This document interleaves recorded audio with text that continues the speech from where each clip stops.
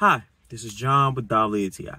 And as I'm about to play basketball right now, I always like to get a protein bar for me so my insulin levels will always stay in the right place, like moving around and all that. And this is where this One Crunch protein bar comes into place. And this is a French cinnamon taste.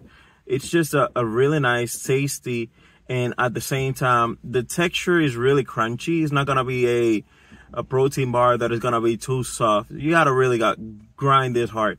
But what I like the most from this is that it has 12 grams of protein. It's really low on sugar.